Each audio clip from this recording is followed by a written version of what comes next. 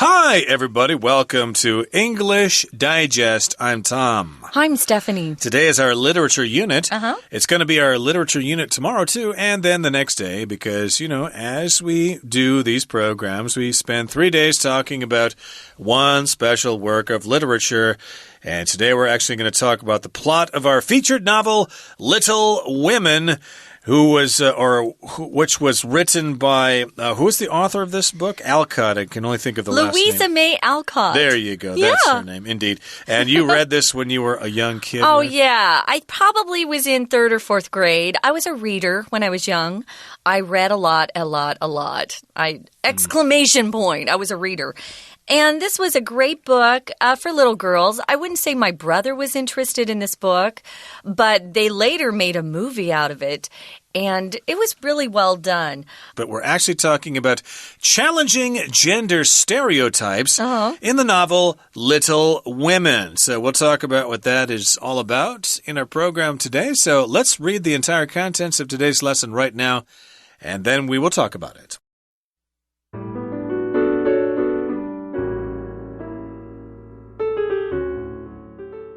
It's Christmas morning, and Mrs. March, along with her daughters Meg, Jo, Beth, and Amy, is bringing their Christmas breakfast to the Hummels, a down-and-out family that's come begging for food. The relatively poor yet wholly altruistic March women are rewarded later that day with a delectable Christmas feast sent over by their wealthy neighbor, Mr. Lawrence. Days after Christmas, Meg and Jo attend a lavish party for New Year's Eve. Whereas Meg delights in the festivities, Jo, feeling self-conscious, attempts to conceal herself in an alcove. It's here that she meets Laurie, Mr. Lawrence's grandson. Before long, an affectionate friendship grows between them. One day, a telegram arrives with bad news. Mr. March, who's been serving as a chaplain in the U.S. Civil War, is ill. Then, as Mrs. March is away tending him, Beth contracts scarlet fever from the Hummel's youngest child.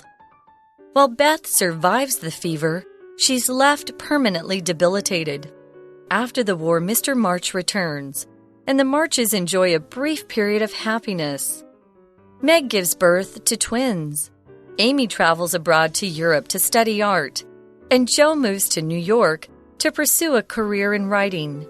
There, Jo falls in love with Professor Bayer, a German language instructor. However, after an unsuccessful writing career, Jo returns home. Laurie uses Jo's return as an opportunity to propose. Nevertheless, she turns him down.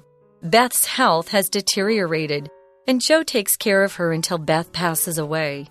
Broken-hearted, Laurie goes to Europe. In France, he is reunited with Amy. After a year, they marry and return home. Meanwhile, Professor Bayer has proposed to Jo. They marry and open a school for boys. Although they miss their beloved Beth, the Marches and their extended families live happily, knowing that's what she would have wanted. Okay, everybody, it's time now for us to discuss the contents of today's lesson. Remember, our featured novel is Little Women, and today we're talking about the plot.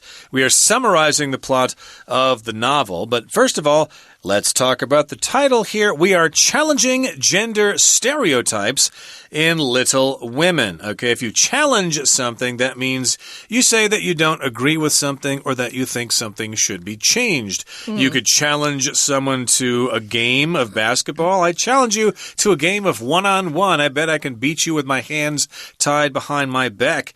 If you're talking about gender, you're talking about whether a person is male or female. Although nowadays there's this transgender movement, and you hear the word cisgender and stuff like that, so it's getting a little bit ambiguous, but for the most part, there are still boys and still girls in the world, and yeah, gender does refer to whether or not you're a boy or whether you're a girl. Is that what we sound like, Tom? Now, a stereotype is just a widely held, kind of oversimplified image of what somebody is or like. For example, all Americans are loud.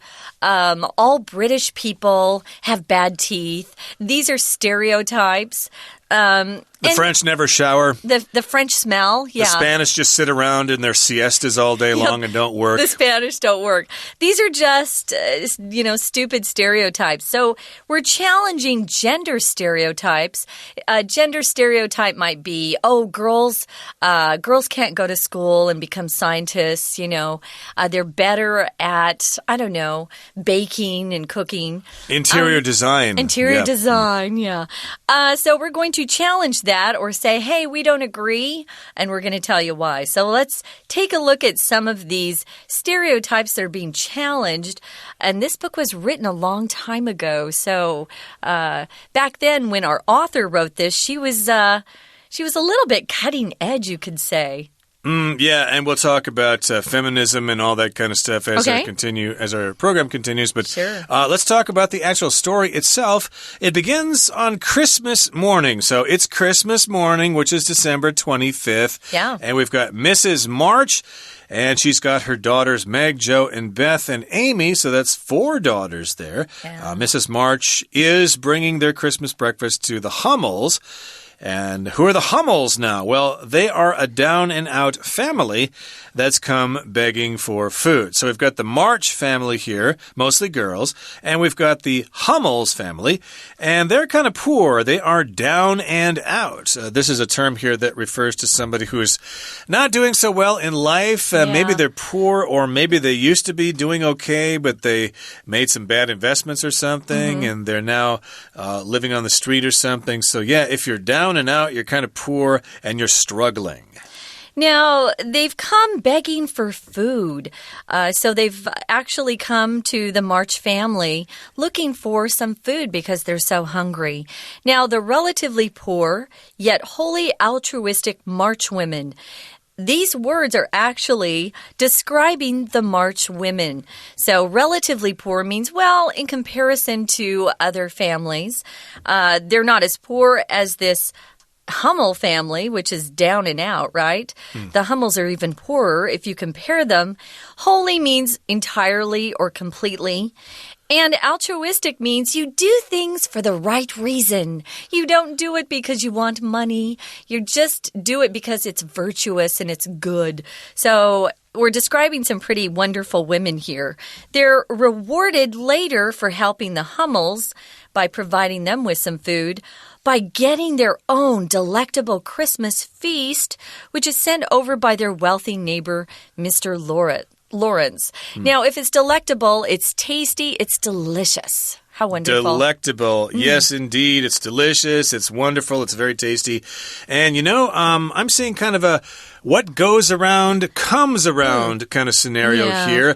The Hummels are poor, so the Marches give them some food, and then Mr. Lawrence sees the Marches being so altruistic, so he says, hey, I'm going to treat you guys to a wonderful Christmas feast as well. So, yeah, I guess one hand washes the other. You scratch my back, I'll scratch yours, and what goes around comes around. Kind of, we're all in this together. We should help each other out. Okay. Or it's like karma, right? If you do something good, that good karma comes back. Karma, yeah. Karma, yeah. Well, days after Christmas, Meg and Joe attend a lavish party for New Year's Eve. If something's lavish, it's quite expensive. People have spent a lot of money maybe decorating and providing food. So that's kind of a fun party for them to go to because they don't have a lot of money. Now, whereas Meg delights in the festivities, Joe, her sister, she's feeling a little self-conscious. When you use that word whereas, it means you're contrasting something in the sentence. Meg delights in or loves. She's just so excited to be there and join in the party. The festivities just is the fun things that go on during festivals and parties. Everybody's having a good time, the festivities. But meanwhile, her sister's very different. So here's the contrast. Joe feels self-conscious. If you're self-conscious, you're feeling a little awkward. You feel like you don't fit in and that people maybe are looking at you like, what's your problem? And so Joe, instead of joining in and participating in the festivities, she tries or attempts to hide herself in what we're calling an alcove. If you conceal yourself, you're hiding yourself. It's a similar word. And an alcove is just a little corner of a house where you can fit little things into there. It's not a big space, it's a little space, and she's just kind of found herself a place to sit and not join in the party, you could So say. She's kind of a wallflower, yeah. as we say in slang. Somebody who doesn't really like to socialize. They're kind of reserved, kind of shy, and so she just kind of goes off by herself. So that is Joe's personality. She's kind of introverted, whereas Meg is an extrovert, okay? She's a social butterfly. She sees those people there, all the food, all the drink, and she's having a great time. So again, in the sentence, we have the pattern where we're comparing two things. Whereas one thing is true, the other thing is kind of the opposite. I could say, whereas my brother Scott was very athletic, I was more artistic and did music and art. Okay, so there's kind of a contrast there. So we've got these two characters and we've got their personalities established. And it's here that Joe meets Lori, Mr. Lawrence's grandson. Okay, Lori to me usually is a female name, but that's also, on purpose here. In this novel, we are challenging gender stereotypes here. So he's the grandson of Mr. Lawrence, and this is his name, Lori. And before long. It's a nickname for Lawrence, by the way. Okay. His last name is Lawrence, so they've started calling the boy Lori, which is cute. And I guess he doesn't seem to mind. Yeah. He might get bullied at school because of that, though. Oh, Lori, yeah, you got a girl's name. Maybe. Maybe, indeed. But before long, an affectionate friendship grows between them. So this is a friendship between Joe and Lori, who is the grandson of Mr. Lawrence. So I guess he saw her standing in the corner and he thought, well, I like social girls and stuff, but sometimes these shy girls are kind of deep, they think about things. They're actually very interesting if you give them a chance. Now, if you talk about an affectionate friendship or an affectionate relationship, it usually leads you to believe they're not in love. We're going to find out later that Lori's more interested in Joe than Joe is in Lori. But affection is just a fondness, a lot of good feelings towards somebody. You could love them, but not be in love, which is the romantic kind of love. We're going to find out more about this, guys, but right now we're going to take a break and listen to our Chinese teacher. 大家好，欢迎收听 English Digest， 我是 Alice。今天我们要阅读的文章是 Unit 14 文学单元的第一天课程 Challenging Gender Stereotypes in Little Women 小妇人挑战性别框架。在今天的课程中，我们将会概略地说明这部作品的情节。首先，课文的第一段介绍了主角马区家的女儿们出场。我们看到这段课文最后一句 The relatively poor yet wholly altruistic March women are rewarded later that day with a delectable Christmas feast sent over by their wealthy neighbor, Mr. Lawrence. 相对贫穷却完全无私的马区家妇女得到了回报。他们富有的邻居罗伦斯先生当天稍晚送了一顿美味的圣诞大餐过去给他们。这边有个动词 reward， 意思是回报、奖赏。它的常见用法有 reward somebody with something， 意思是用某物奖赏某人。例如 The boss rewarded his employees with a bonus。那位老板用奖金奖赏他的员工。如果我们要说因为什么什么而奖赏某人，就可以用 reward somebody for 再加名词或是 VING， 例如 Lucy rewarded her children for behaving well. 露西奖赏她的孩子，因为他们表现良好。Reward 也可以当作名词，常见的用法有 in reward for 再加名词或是 VING， 就是作为什么什么的回报。例如Leo received $50,000 NT in reward for helping the police catch a wanted criminal. 李欧收到台币5万元，作为帮警方抓到通缉犯的回报。另外有个字跟 reward 长得很像，意思却不同，那就是 award, A-W-A-R-D. 它可以当动词，也可以当名词，意思是奖品、授予。如果要表达颁发某物给某人，我们就可以用 award something to somebody 或是 award somebody something。例如 The judges awarded first prize to the best speaker 就等于 The judges awarded the best speaker first prize 评审们颁发头奖给最优秀的演讲者。 We're going to take a quick break. Stay tuned. We'll be right back.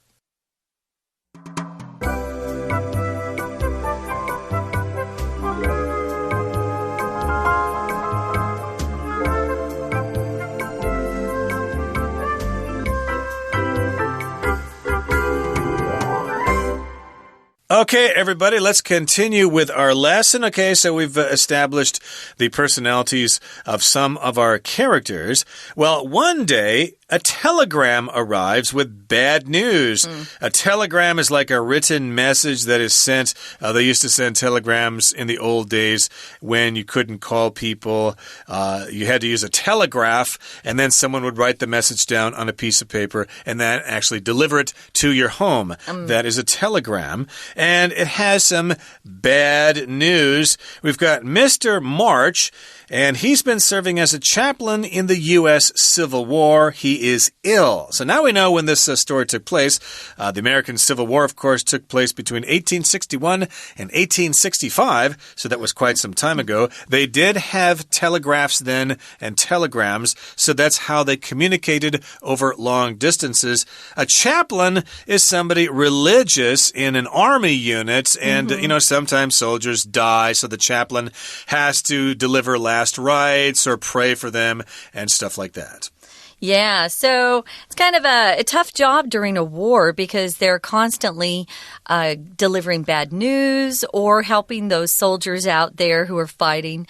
Well, as Mrs. March leaves her family to go and tend to her husband, who is ill. If you tend to someone, guys, it just means you take care of them. I had a friend who used to say, I'm going to tend my brothers and sisters, you know, this weekend, which means babysit if they're in your family. So she went to take care of her husband, and her daughter stayed behind. Well, meanwhile, Beth contracts scarlet fever from the Hummel's youngest child. I think Beth was a nanny or took care of the Hummels for some money, maybe. Okay. Anyway, it's very sad. If you contract a disease, it means you just get that disease. So you suddenly are suffering from that disease. Scarlet fever, thank goodness, no longer exists. I think we have eliminated it. Hopefully. Around the world. It was a very serious disease that would almost always lead to death back then. They didn't have a lot of the medicine that we do today. Thank goodness that our medicines have really progressed a lot. So she doesn't die, though. She survives, but sadly she's left permanently debilitated. Permanently debilitated means she'll never be able to recover her good health again. Permanently, of course, means not short term or temporary. It's forever, right? And debilitated means they have lost their full strength. They've become weak, and they're not able to do what they used to. Debilitated, yeah. I can think of handicapped or another condition where you just are not able to function like everybody else. Permanently disabled, you could say. I knew a girl back in college who got in some kind of accident, and she was paralyzed from the waist down. So you could say she was permanently disabled. Okay, but this person is debilitated. This person can't take care of herself, and she has to have other people take care of her. Now, moving on to the next paragraph, it says, after the war, after Lee surrendered at Appomattox and the South had to be reconstructed, Mr. March returns. Okay, so he returns from the battlefield, and the Marches enjoy a brief period of happiness. So the war is over, they don't have to fight, everybody's okay. And then Meg gives birth to twins. Amy travels abroad to Europe to study art, and Joe moves to New York to pursue a career in writing. So the girls are growing up and they're moving on with their lives. Meg, she's a happy mother. She has twins there. It's better to have two kids at once there. You can kill two birds with one stone there. I want to say the word kill there, but that's, you know what I mean there. Accomplishing two things with the effort of one. And Amy gets to go to Europe. Well, my goodness, lots of people like to go there, especially if you're going to study art. And Joe goes to New York, and lots of Americans want to go to New York. It's the big, exciting city and a great place to establish your career, especially if you want to be an actor or if you want to be a writer. You go there to pursue your career, which means you just do all the things to become successful in that career. Well, there in New York, Joe falls in love with Professor Bayer. He's a German language instructor. So an instructor is just someone who teaches something.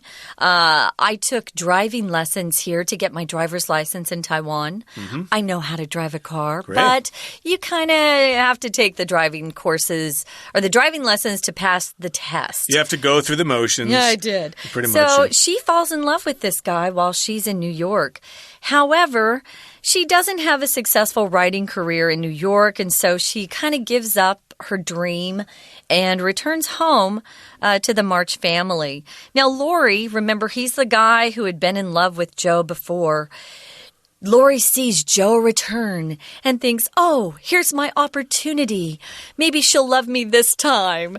And so he tries to propose to Joe. If you propose, you say, would you marry me or will you marry me? Nevertheless, sadly, she has not changed her feelings towards Lori. She feels affection towards him, but she's not in love. So she turns him down. If you turn someone down, you say no to their proposal or request. You know, yes. someone might invite you out to go see a movie. Maybe it's not even for a date. They just, say, hey, you want to go see a movie or to go to dinner? If you turn them down, you say, I'm sorry, I can't. Yeah, usually it has to do with something like that, a marriage proposal or asking somebody out for a date. Stuff like that, yeah. So she turns him down. He's probably very heartbroken.